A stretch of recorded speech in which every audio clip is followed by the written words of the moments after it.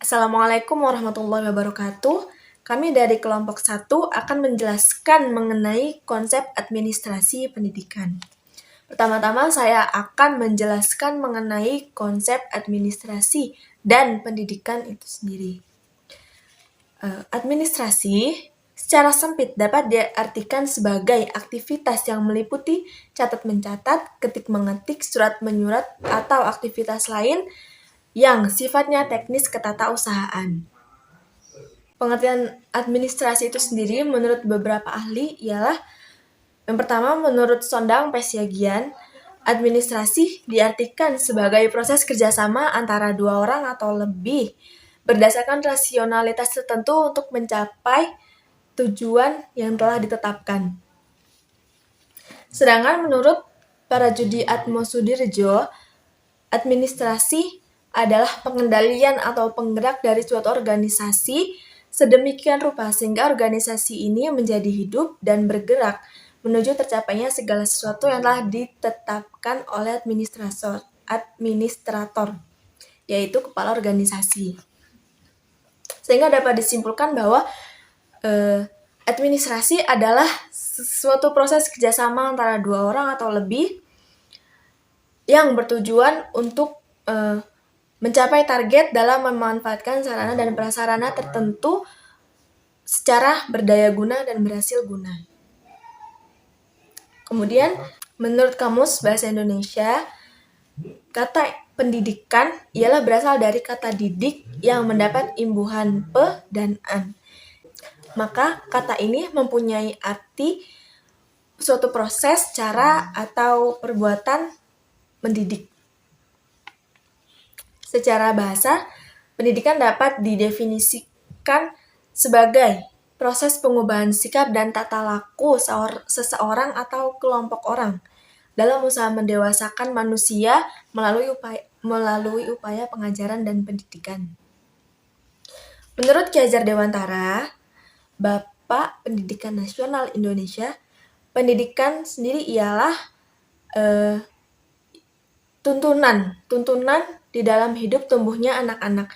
Maksudnya, pendidikan yaitu menuntun segala aktivitas anak, menuntun segala kekuatan kodrat yang ada pada anak-anak, agar mereka sebagai manusia dan sebagai anggota masyarakat dapatlah mencapai keselamatan dan kebahagiaan setinggi-tingginya.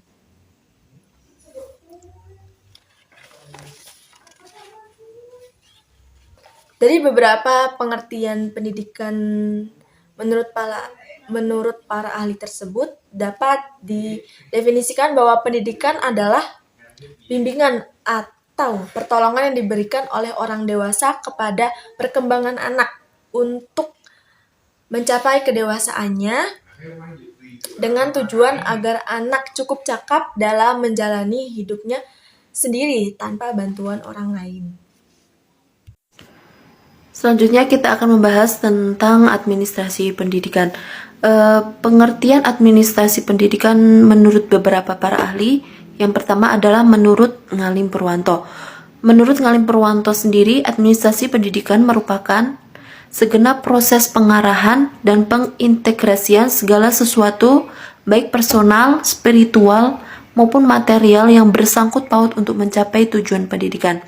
Nah, maksud dari pengintegrasian di sini adalah kegiatan menyatu padukan keinginan karyawan dan kepentingan dari lembaga pendidikan tersebut untuk mencapai suatu kerjasama.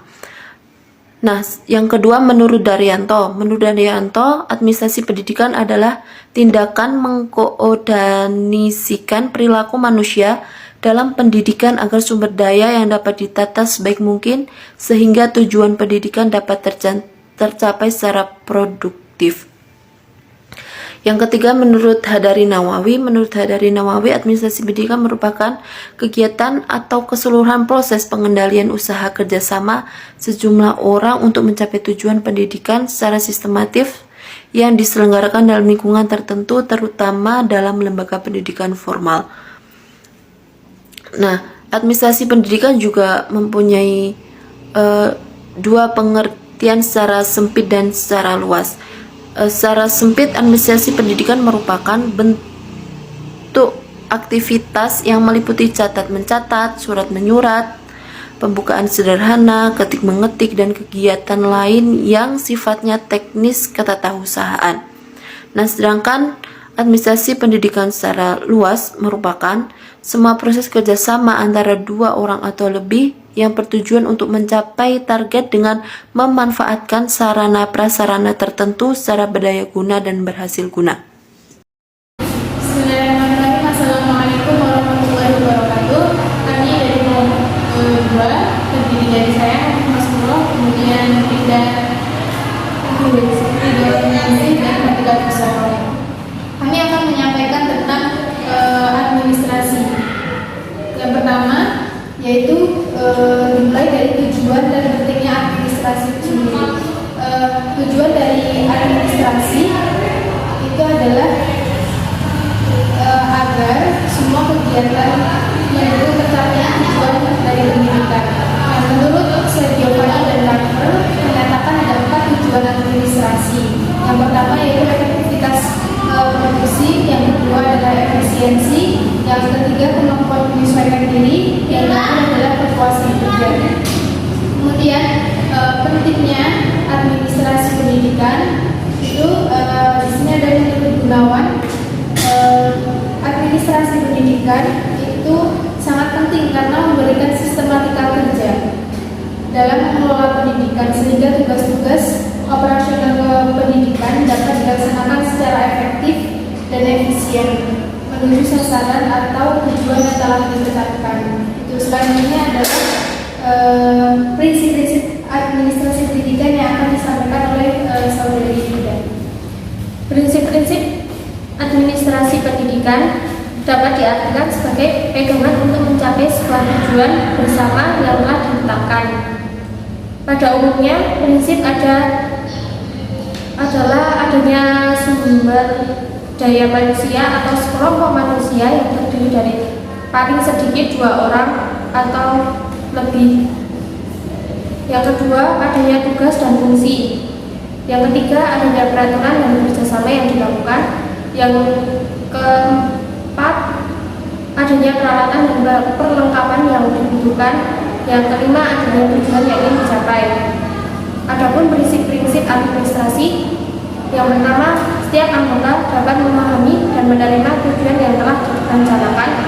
Yang kedua, adanya kesatuan arah berpikir. Yang ketiga, adanya persatuan kesatuan pemerintah. Yang keempat, adanya tanggung jawab dan wewenang. Yang kelima, adanya pembagian tugas. Dan yang terakhir, menurut Rismawati, administrasi pendidikan meliputi yang pertama fleksibel, yang kedua efektif, yang ketiga memiliki orientasi tujuan, yang keempat kontinuitas, yang kelima pendidikan seumur hidup. Yang selanjutnya akan disampaikan oleh Mbak Zahra. Ruang lingkup administrasi pendidikan itu sangat banyak dan luas, tetapi yang sangat penting untuk diketahui sebagai berikut.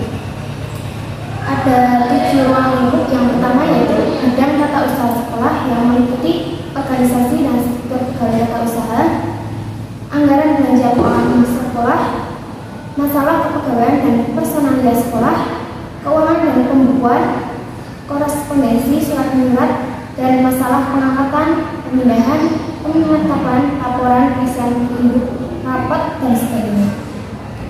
Yang kedua yaitu bidang personalia guru, meliputi pembentukan organisasi personal guru, penanganan masalah kepegawaian dan kesejahteraan, masalah kondisi dan evaluasi, dan penambahan pengetahuan pada guru-guru, misalnya bimbingan dan penyuluhan.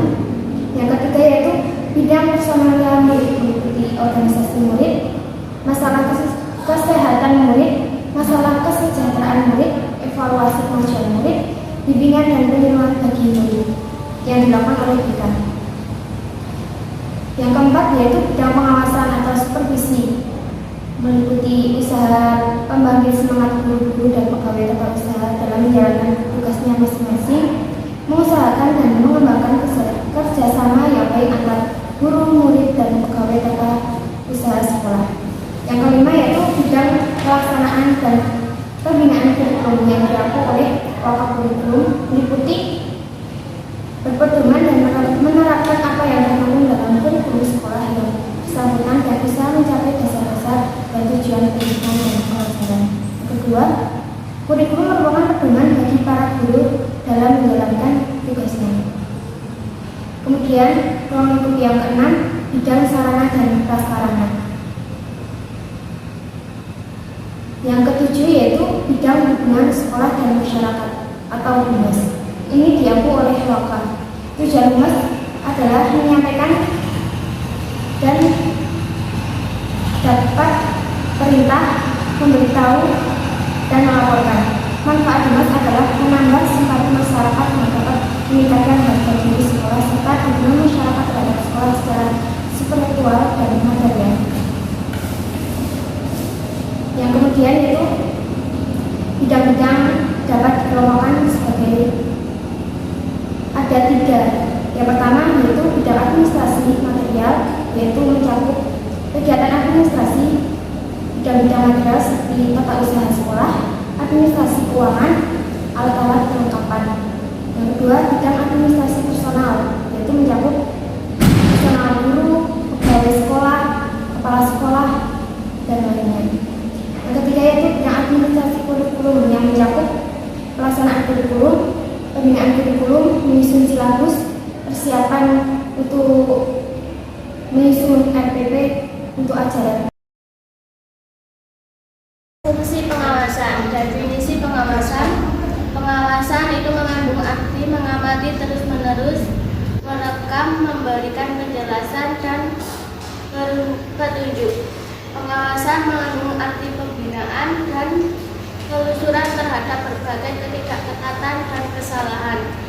Jadi pengawasan ini merupakan kunci dari keberhasilan proses administrasi pendidikan.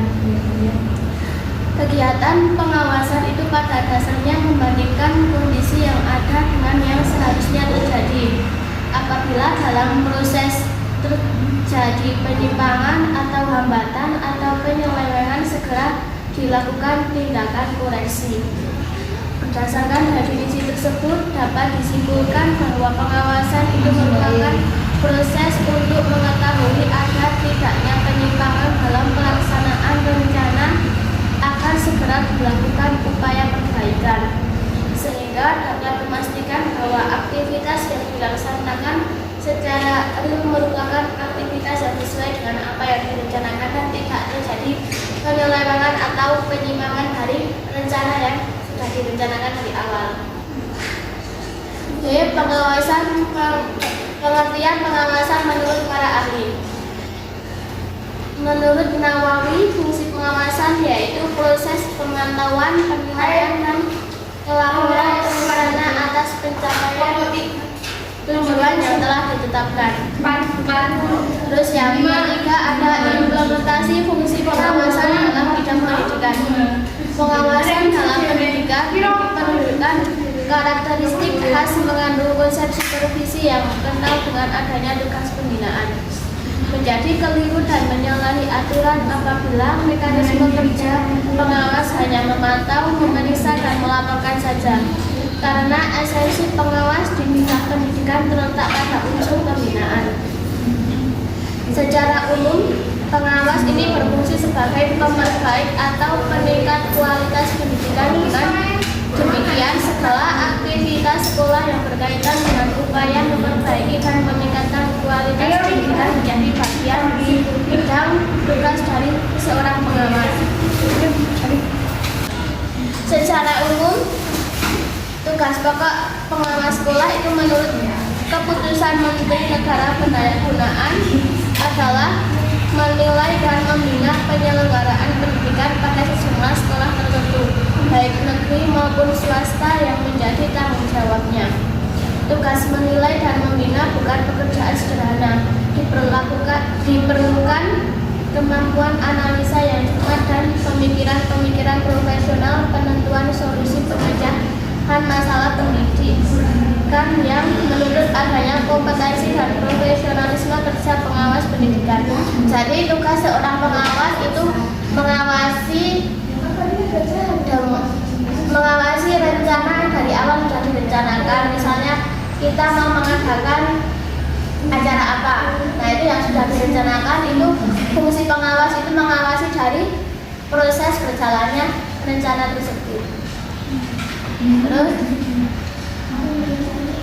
Mbak, mau tanya, itu fungsi pengawas dari sekolah atau pengawas ketika sekolah ada acara atau sekolah ada mengadakan apa gitu? ya pengawas dari sekolah. Pengawas sekolah. Ya. Nah, setahu saya kalau ini menambahkan dari Mbak Elvina ya, pengawas sekolah itu tidak hanya untuk ada sekolah, ketika sekolah ada acara atau kalau di sini disnatalis ya. Kalau di kampus kita kan ketika ada ketika ada disnatalis, terus pengawas sekolah itu mengawasi acara itu. Kalau menurut saya pengawas sekolah itu ya mengawasi semua apa yang ada di sekolahan, mau dari sekolahan, mau dari acara-acara ataupun dari guru-guru yang masuk itu pasti ada laporan ke pengawas gitu. Semua yang menghandle semua penghandle dari sekolahan itu ya pengawas. Kepala sekolah juga, kalau kepala sekolah salah atau guru ada salah atau sekolahan ada kurang gimananya, itu pengawas yang bertanggung jawab gitu. Terima kasih. Jadi pengawas itu bisa mengawasi di sekolah maupun di luar sekolah. Semuanya.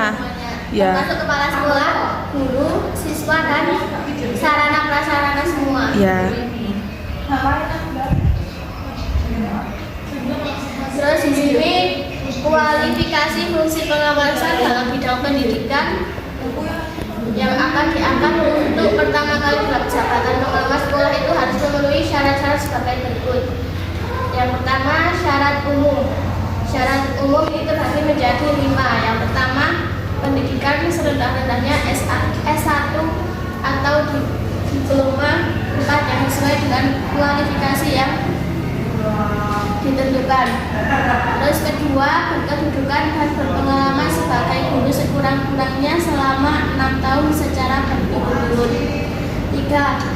Telah mengikuti pendidikan dan pelatihan kedinasan di bidang pengawasan sekolah dan memperoleh surat tanda tangan pendidikan dan pelatihan. Yang keempat, setiap unsur penilaian pelaksanaan pekerjaan dalam daftar penilaian pelaksanaan pekerjaan sekurang-kurangnya bernilai lebih baik dalam 2 tahun terakhir. Yang kelima, usia setinggi-tingginya 5 tahun sebelum mencapai batas usia pensiun jabatan pengawas sekolah. Terus yang B, ini ada syarat khusus.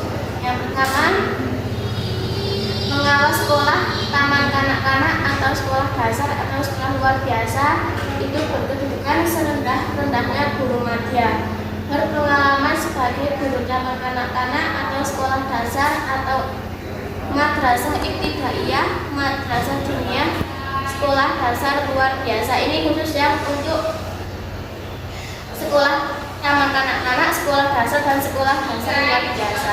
Ini yang syarat khusus itu untuk khusus yang 3 tersebut. Terus kalau nggak mencapai salah satu dari syarat tersebut bagaimana? Ya tidak bisa menjadi fungsi pengawasan dalam bidang pendidikan karena syarat ini kan yang nantinya akan dikualifikasi sebagai fungsi pengawas dalam bidang pendidikan.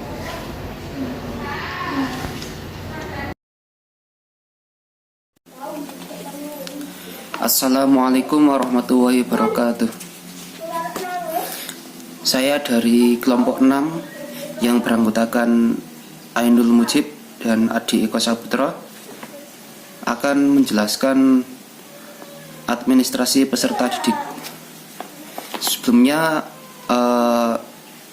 saya minta maaf karena rekan saya Adi Eko Saputra berhalangan karena suatu alasan.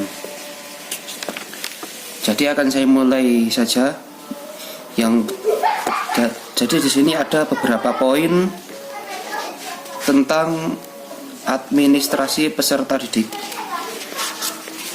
Yang pertama yaitu pengertian administrasi peserta didik. Kemudian yang kedua yaitu ada proses administrasi peserta didik. Kemudian yang ketiga yaitu instrumen administrasi peserta didik. Lalu kesimpulan. Oke. Yang pertama yaitu pengertian administrasi peserta didik. Dalam administrasi pendidikan terdapat beberapa bidang yang dikaji.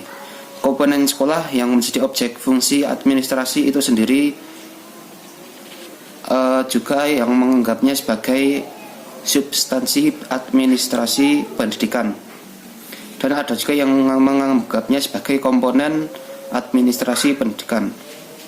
Menurut Suryo Subroto, adapun bidang-bidang dalam administrasi pendidikan adalah administrasi kurikulum, administrasi kesiswaan, administrasi kepegawaian, administrasi perlengkapan, dan administrasi keuangan. Nah, sebagai anggota masyarakat sekolah, siswa mempunyai hak untuk memperoleh bimbingan dan sebagainya.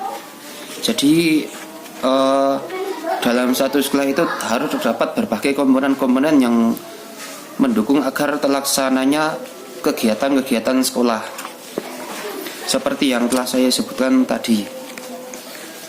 Kemudian kita akan membahas proses administrasi peserta didik. Jadi bagaimana proses adanya peserta didik. Dalam tahapan proses administrasi peserta didik itu ada 3 tahapan,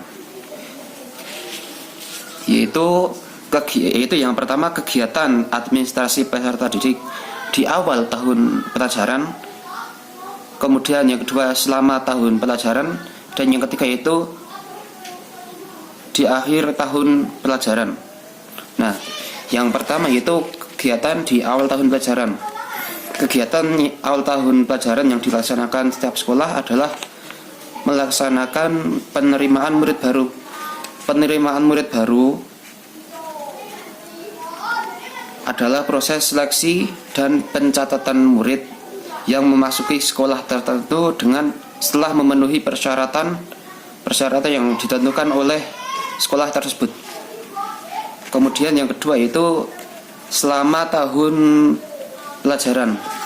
Kegiatan atau langkah lebih lanjut setelah murid diterima di sekolah adalah membina murid tersebut sehingga berkembang kemampuannya secara maksimal dengan sesuai dengan tujuan sekolah.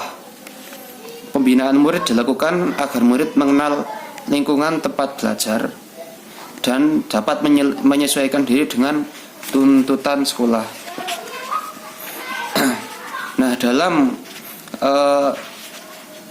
kegiatan atau selama tahun pelajaran ini itu terdapat beberapa hal yang dilakukan dalam rangka pembinaan murid. Yang pertama yaitu orientasi murid baru.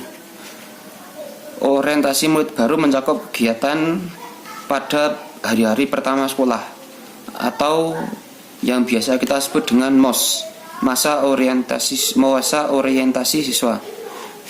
Kemudian pendekatan dan teknik-teknik yang digunakan. Kedua yaitu peraturan kehadiran murid. Kehadiran peserta didik di sekolah adalah kehadiran dan keikutsertaan peserta didik secara fisik dan mental terhadap aktivitas sekolah pada jam-jam efektif di sekolah. Yang ketiga yaitu promosi dan mutasi pada murid. Yang keempat yaitu tata tertib sekolah sebagai salah satu alat untuk melatih kedisiplinan siswa. Yang kelima yaitu ganjaran dan hukuman. Ganjaran itu adalah sebuah imbalan yang menyenangkan yang diterima murid karena prestasinya dalam berusaha untuk mengerjakan sesuatu. Sedangkan hukuman adalah imbalan yang tidak menyenangkan yang harus diterima murid akibat tingkah laku mereka dinilai sekolah tidak pada tempatnya. Jadi harus ada ganjaran sebagai bentuk apresiasi sekolah terhadap murid, dan juga ada hukuman karena murid melakukan sesuatu yang tidak seharusnya dilakukan di sekolah. Begitu. Kemudian yang nomor 3 dari proses administrasi pendidikan yaitu akhir tahun pelajaran. Nah, di akhir tahun pelajaran ini akan dilaksanakan yaitu ujian nasional dan ujian akhir semester. Administrasi yang dilakukan yang berhubungan dengan kegiatan tersebut diantaranya yaitu 1. Pelaksanaan ujian nasional. Kedua yaitu kenaikan kelas. Kedua-duanya ini akan dilakukan administrasi peserta didik sebagai untuk misalnya untuk membeli bahan-bahan atau paper, kertas yang digunakan untuk ujian dan sebagainya. Kemudian yang ketiga yaitu instrumen administrasi peserta didik. Nah, instrumen administrasi peserta didik ini ada 2 poin. Yang pertama instrumen administrasi peserta didik manual, yang kedua yaitu instrumen administrasi peserta didik elektronik. Instrumen administrasi peserta didik manual dan elektronik ini catatan tentang data siswa di sekolah. Nah, keduanya ini dibedakan menjadi 2 jenis. Yang pertama itu catatan data untuk sekolah yang meliputi buku induk, kemudian buku kleper, catatan tata tertib sekolah, yaitu kumpulan semua peraturan yang bersifat umum dan khusus. Ada yang dari pemerintah dan ada yang produk sekolah itu tersendiri.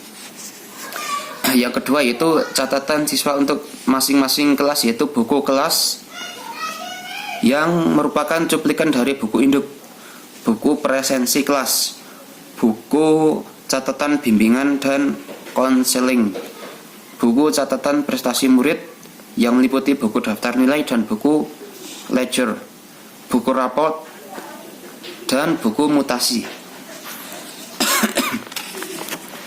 Kemudian poin yang berikutnya itu peran guru dalam administrasi peserta didik. Jadi guru itu bisa membantu apa saja dalam terjadinya proses administrasi peserta didik. Nah, peran guru dalam administrasi peserta didik yaitu 1. Sebagai panitia penerimaan murid baru. Jadi pada awal tahun para guru itu bisa membantu panitia untuk menerima murid baru, baik itu untuk membimbing para wali murid atau para murid baru tentang sekolah atau kelas-kelas yang ada di sekolah tersebut. Kemudian yang kedua, berperan dalam memudahkan murid agar dapat beradaptasi cepat dengan lingkungan sekolah. Yang ketiga itu mencatat setiap kehadiran murid secara kontinu dan teliti. Ini pasti dilakukan pada saat kegiatan sekolah atau kegiatan belajar mengajar di sekolah. Kemudian yang keempat, menciptakan suasana yang menimbulkan motivasi siswa untuk berprestasi tinggi. Yang kelima yaitu menciptakan disiplin sekolah atau kelas yang baik. Nah, Jadi saya akan membacakan kesimpulan dari keseluruhan tadi, mulai dari pengertian administrasi peserta didik hingga peran guru dalam administrasi peserta didik. Administrasi peserta didik merupakan kegiatan pencatatan murid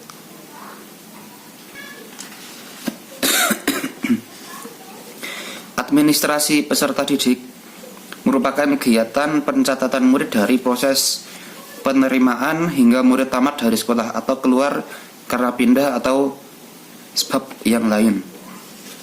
Dalam administrasi peserta didik ada proses yang dilakukan oleh administrator, yaitu kegiatan awal tahun pelajaran, selama tahun pelajaran, dan akhir tahun pelajaran.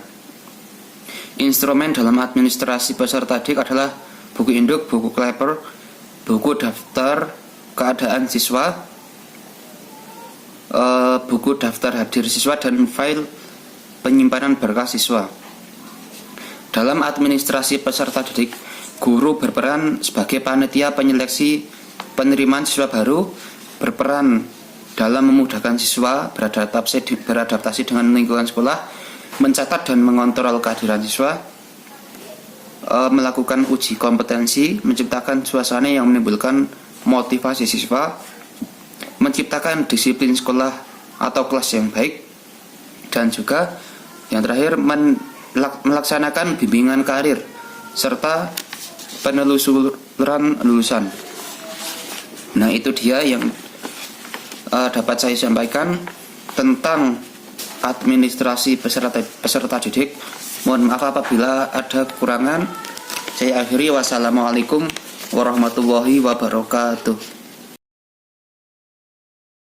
Membahas tentang administrasi pendidik dan juga tenaga pendidikan. Administrasi itu kan identik dengan dari surat aturan, mengelola, mengkomunikasikan, atau mempersiapkan laporan. Jadi, menurut administrasi pendidik dan tenaga pendidikan itu sendiri itu merupakan seluruh proses dari pertama perencanaan, mengorganisasikan, mengarahkan, melaporkan, mengkoordinasikan, mengawasi, dan juga pembiayaan. Dan untuk meningkatkan efektivitas guru, dosen, dan lain-lainnya dengan cara menggunakan dan juga memanfaatkan fasilitas yang tersedia dalam suatu lembaga pendidikan itu. Pendidik itu adalah orang yang mendidik atau yang dikenal sebagai pengajar, ya guru. Kalau tenaga pendidikan itu semua orang yang ikut berpartisipasi dalam kegiatan pendidikan dalam satuan pendidikan, itu pustakawan masuk. Untuk tujuannya agar efektivitas produksi, efisien, kemampuan menyesuaikan diri, dan kepuasan kerja. Jadi tujuan jangka pendeknya itu agar semua sistem dalam pengelolaan komponen keinstrumentalan itu terlaksana dan tersusun, dan juga mengarah pada pencapaian tujuan institusional. Tujuan jangka panjang itu agar segala usaha kerjasama dalam mendaya-gunakan seluruh sumber daya yang ada dalam suatu lembaga pendidikan itu berjalan secara teratur, efektif, efisien, dan juga produktif dalam mencapai suatu tujuan pendidikan itu. Ditanyakan seputar pengertian dan tujuan. Kalau tidak ada lanjut kepada ruang untuk administrasi pendidikan dan tenaga pendidikan ya. Yang pertama itu pengadaan pendidik dan juga tenaga pendidikan, yaitu mengusahakan pengisian formasi tenaga pendidikan itu bisa berasal dari dalam lembaga pendidikan itu sendiri atau juga bisa dari luar. Kalau dari dalam bisa dengan pengangkatan tenaga pendidik bisa melalui promosi gitu. Tapi kalau dari luar ya mulai dari pendaftaran pertama adanya lowongan tenaga pendidik dan juga tenaga pendidikan. Yang kedua yaitu penempatan dan juga penugasan. Penempatan dan juga penugasan itu dengan memperhatikan aspek minat, bakat, dan juga kemampuan keahlian dari seorang tenaga pendidikan itu. Disesuaikan dengan berat ringannya tugas yang akan dijalankan oleh si pendidik atau tenaga pendidikan itu. Lanjut ke pembinaan dan pengembangan. Pembinaan dan pengembangan itu dimaksudkan yaitu mencakup kenaikan pangkat jabatan melalui prestasi, kedisiplinan. Kenaikan itu dengan mengoptimalkan potensinya mereka, dengan meningkatkan produktivitas mereka sebagai pendidik dan juga tenaga pendidikan. Pembinaan dan pengembangan ini dilakukan ketika mereka itu sudah menjadi salah satu pendidik atau tenaga pendidikan dalam suatu lembaga pendidikan. Yang selanjutnya yaitu kesejahteraan. Kesejahteraan itu dimaksudkan untuk meningkatkan kesejahteraan pendidik dan juga tenaga pendidikan itu supaya mereka itu fokus dalam melaksanakan tugasnya sebagai pendidik dan juga tenaga pendidikan. Yang pertama itu adanya gaji. Gaji itu diterima setiap tahun oleh guru dalam bentuk finansial secara berkala sesuai dengan peraturan perundang-undangan.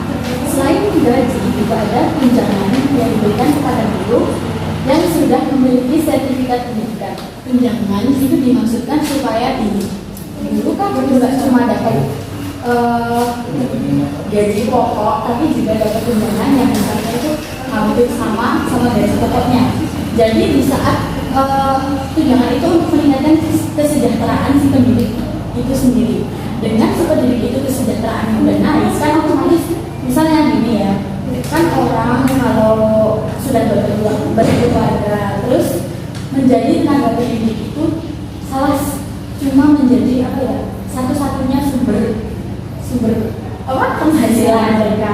Jadi kan kalau cuma gaji yang tiap bulan itu kan ya mungkin mereka nggak cukup untuk kebutuhan mereka selama kehidupan satu bulan itu. Jadi diberikan tunjangan lagi untuk meningkatkan kesejahteraan si tenaga pendidik itu agar mereka itu fokus dalam menjalankan tugasnya dalam pendidikan. Jadinya mereka tetap tetap cuma fokus dalam mendidik. Kan kalau cuma dapat gaji doang kan bisa ini nggak cukup, jadi harus cari kerjaan sampingan, dan jadinya kan nggak terlalu fokus dalam menjalankan tugasnya sebagai tenaga pendidik. Dan yang terakhir yaitu pemberhentian. Pemberhentian itu bisa dilakukan dari pihak atas pusat, bisa dengan si tenaga pendidik itu melanggar disiplin, melanggar kode etik dari satu lembaga kependidikan itu, atau juga bisa dengan permohonan sendiri, permohonan mengundurkan diri atau resign. Pemberhentian itu harus disertai bukti-bukti yang valid. Kalau misalnya seorang tenaga pendidik itu melanggar peraturan kedisiplinan atau melanggar kode etik, itu juga buktinya harus valid. Oh, berarti kami itu benar-benar melanggar gitu. Jadi bisa dikeluarkan yang menulis kalau pemberhentian dengan meninggalkan tugas, misal si tenaga itu meninggal dunia, kan meninggalkan tugasnya, atau permintaan pensiun dan bekerja. Terus untuk permohonan izin itu bisa dengan cuti. Cuti itu ada cuti tahunan, ada cuti besar, ada cuti sakit, dan juga cuti bersama. Ada yang ditanyakan?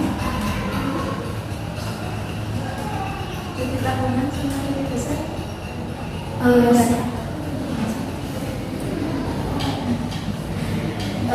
tahunan sama cuti besar.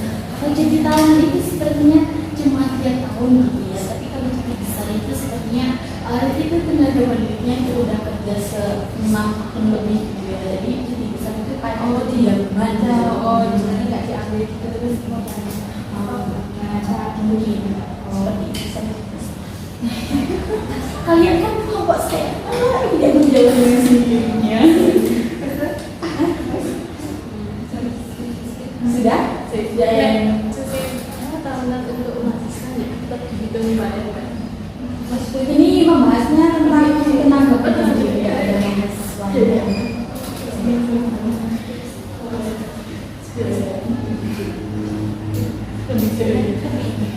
Kepala sekolah bukan di tenaga pendidikan. Ada kepala sekolah ya sama kelas. Jadi untuk cara menjualnya ya. Ya. Penempatan dan penempatan dan penugasan. Mungkin ini apa sisi sesuaikan keahlian guru itu. Iya juga. Kalau misalkan kan kamu lulusan pendidikan agama Islam, kan mestinya tahu kan kalau kalau kamu daftar di satu lembaga pendidikan terus ditempatkan di guru matematika kan nggak tepat, nggak sesuai dengan keahlian gitu. Jadi ya nggak bisa, harus sesuai dengan keahlian yang kamu punya. Sudah gitu. Sekian. Assalamualaikum warahmatullahi wabarakatuh. Waalaikumsalam warahmatullahi wabarakatuh. Jadi teman-teman, kita akan diskusi tentang administrasi pendidikan. Administrasi pendidikan secara etimologi atau secara bahasa berasal dari bahasa Inggris yang berarti yaitu dari kata yang berasal dari bahasa Inggris. Kata itu kurikulum, yang berarti rencana pelajaran. Itu didapat dari kick-off tahun 1984. Kata kurikulum itu sendiri, kata kurikulum itu berasal dari kata kuror yang berarti berlari cepat, tergesa-gesa atau menjelajahi, menjalani dan berusaha. Itu menurut Hasibuan tahun 1979. Ada penelitian lagi menurut Sujarto. Menurut Sujarto, kurikulum merupakan serangkaian pengalaman dan kegiatan belajar yang direncanakan untuk mengatasi diatasnya siswa dalam rangka mencapai tujuan pembelajaran yang telah ditetapkan oleh suatu lembaga pendidikan tersebut. Intinya, kurikulum adalah seperangkat mata pelajaran dan program pendidikan yang diberikan oleh suatu lembaga penyelenggara pendidikan yang berisi rancangan pelajaran yang akan diberikan kepada semua peserta didik, baik dalam satu periode jenjang pelajar pendidikan. Sedangkan administrasi kurikulum merupakan seluruh proses kegiatan yang direncanakan dan diusahakan secara sengaja dan sungguh-sungguh serta membina dan secara kontinu, secara terus-menerus terhadap situasi belajar mengajar secara efektif dan efisien untuk membantu tercapainya tujuan pendidikan yang telah ditetapkan. Adapun setelah pengertian kurikulum pendidikan, ada prinsip dan fungsi daripada administrasi kurikulum. Saya akan membagi prinsip dan fungsi administrasi kurikulum itu menjadi 5 bagian. Yang pertama, produktivitas. Hasil yang akan diperoleh dalam suatu kegiatan belajar mengajar dalam kegiatan kurikulum merupakan aspek yang harus dipertimbangkan dalam manajemen kurikulum. Itu aspek pertama yang harus diperhatikan dalam administrasi kurikulum. Untuk pertimbangan bagaimana agar peserta didik dapat mencapai hasil belajar sesuai dengan tujuan dan mendapat hasil yang maksimal. Kurikulum harus menjadi sasaran dalam kurikulum. Berarti kurikulum itu menjadi suatu target atau suatu taraf capaian untuk semua peserta didik harus mencapai target pada kurikulum pendidikan tersebut. Prinsip dan fungsi administrasi kurikulum yang kedua yaitu demokrasi.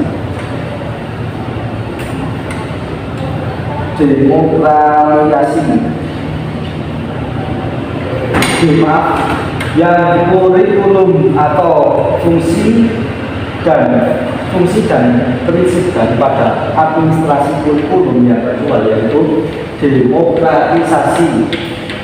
Dalam fungsi demokratisasi, pelaksanaan manajemen kurikulum itu harus berasaskan pada demokrasi yang menetapkan pengelola, pelaksana, dan subjek didik dan pada posisi yang seharusnya dalam melaksanakan tugas dengan bertanggung jawab untuk mencapai tujuan kurikulum. Misal di dalam kelas itu, misal dalam suatu lembaga pendidikan itu harus ada kepala sekolah, kepala madrasah itu harus diajukan dan disahkan menjadi kepala sekolah itu berdasarkan demokratisasi. Nah, di luar kepala yang sudah ditempatkan oleh pemerintah, baik lembaga, baik Kemenak maupun dinas pendidikan. Contoh yang konkret itu ada di satu kelas, yaitu pemilihan ketua kelas itu dilaksanakan dengan cara demokratisasi, dengan cara voting, mengangkat suara terbanyak daripada semua komponen peserta didik yang ada. Misal 40 dalam satu kelas itu ada 20 putri, 20 putra, atau 20 putra, 10 putri itu tidak masalah. Jenis kelamin apapun tidak mempermasalahkan. Akan tetapi suara terbanyak yang akan mengisi, misal bakal calonnya tadi dari si A, si B, dan si D itu, si A mendapat suara 30, si B mendapat 5 suara, dan si C mendapat 5 suara. Walaupun si B dan si C itu setara dengan jumlah total 5 suara dan 5 suara, itu yang akan menang yang ketua kelas adalah calon A, karena dia mendapatkan suara terbanyak dengan jumlah 30 daripada total satu kelas 40. Nah, lanjut. Prinsip dan fungsi daripada administrasi kurikulum yang ketiga yaitu kooperatif. Kooperatif itu tidak untuk kooperatif itu untuk memperoleh hasil yang diharapkan dalam kegiatan manajemen kurikulum perlu adanya kerjasama yang positif dari berbagai pihak yang terlibat.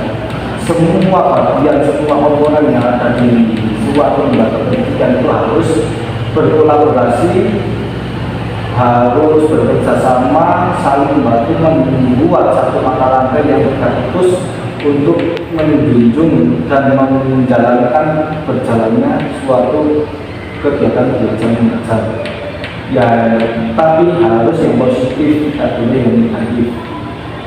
Contoh dalam struktur organisasi kelas ada ketua kelas, bendahara, sekretaris, wakil ketua, itu harus menjadi satu kesatuan yang membangun kelas supaya ada dampak positif daripada suatu organisasi kelas. Tidak boleh wakil ketua kelas menggembosi apa yang dicita-citakan atau apa yang menjadi target kemajuan kelas daripada si ketua kelas. Harus semuanya kolaborasi, baik walaupun dia dalam satu kelas itu berkompetisi, tapi satu kelas itu, satu organisasi kelas itu harus bersama dengan positif yang membuahkan hasil output yang positif juga. Dilanjutkan efektivitas dan efisiensi daripada fungsi dan prinsip administrasi kurikulum. Rangkaian kegiatan manajemen kurikulum harus mempertimbangkan efektivitas dan efisiensi untuk mencapai tujuan kurikulum. Nah, efektivitas dan efisiensi itu contohnya dalam suatu lembaga pendidikan itu ada jadwal masuk, jadwal istirahat, jadwal masuk setelah istirahat, jadwal isoma. Isoma itu istirahat, sholat, dan makan. Dilaksanakan pada jam 12 kurang dan 11 lebih 45 misalkan sampai jam 12 lebih 15 itu untuk waktu isoma. Waktu istirahat pertama itu jam 10 sampai 10.15. Nah, itu bentuk dari efisiensi waktu dan efektivitas keberjalanan suatu kegiatan belajar mengajar. Yang terakhir, mengarah visi, misi, dan tujuan. Visi, misi, dan tujuan itu harusnya ditetapkan walaupun ini dari 5 dari urutan ke-5 dari 5 prinsip, tetapi mengarah visi, misi, dan tujuan itu harus diterapkan di urutan yang pertama. Mengarahkan visi, misi, dan tujuan yang ditetapkan dalam kurikulum. Proses manajemen kurikulum harus dapat memperkuat dan mengarahkan visi, misi, dan tujuan kurikulum.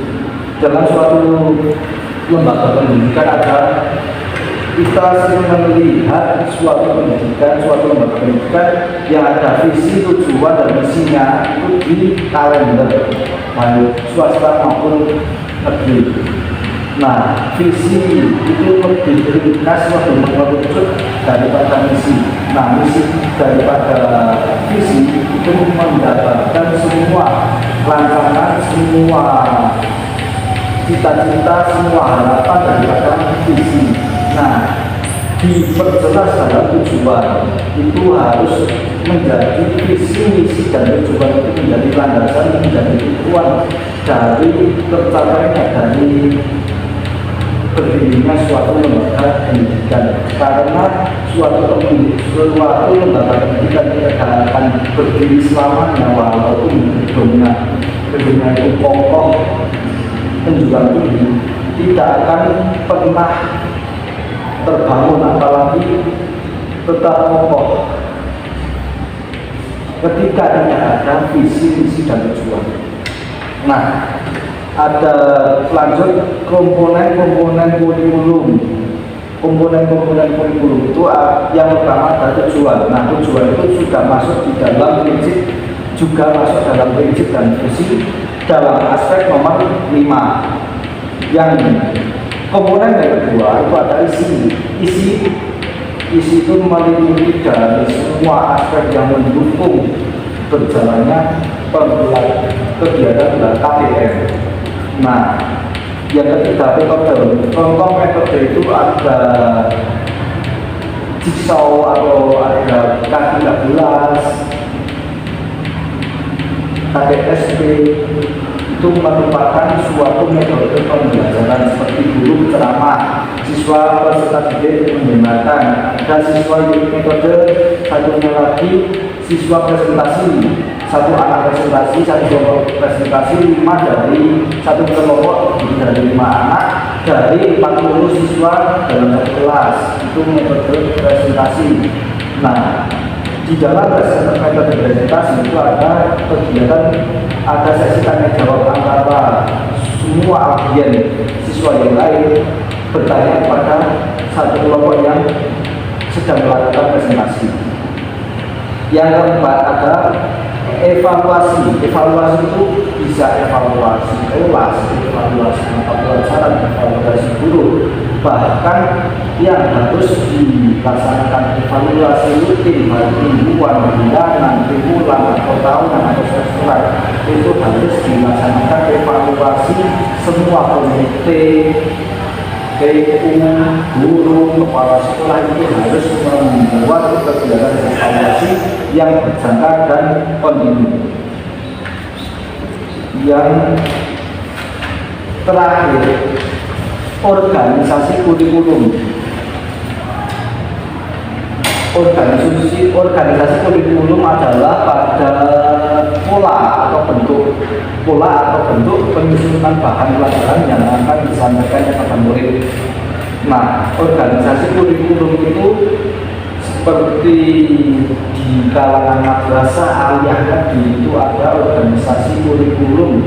Nah, namanya ada organisasi guru bahasa Jawa sekaligus dengan Kedu yang terdiri dari Kabupaten Temanggung, Wonosobo, Kebumen, Banjarnegara, Temanggung, Wonosobo, Kedu, Magelang, Purworejo. Nah, itu menjadi satu organisasi guru mata pelajaran di dalam Nasional Kedu yang menyusun suatu kurikulum, suatu kurikulum baik cara mengajar, metode pengajaran,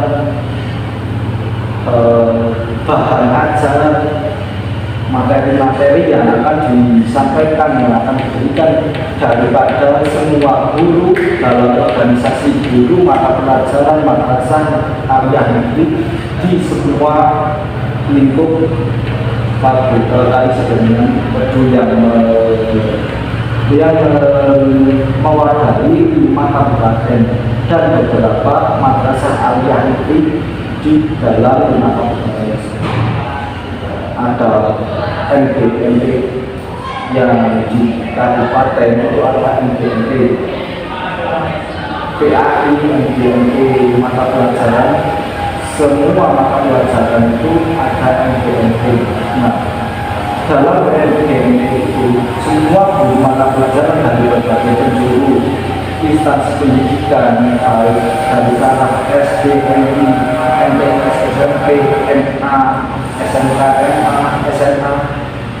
Nah, itu ada suatu organisasi guru yang dilihat daripada kapasitas semua guru mata pelajaran. Misal guru matematika, MPMP, MPMP mata pelajaran matematika di kabupaten yang itu dirancang, dirangkum menjadi satu cover yang rapi, yang akan diajarkan, yang akan jadi pacuan dan metode sekaligus bahan ajar untuk diajarkan ke semua peserta didik di semua penjuru dari semua guru yang mewakili MPMP dari masing-masing sekolah.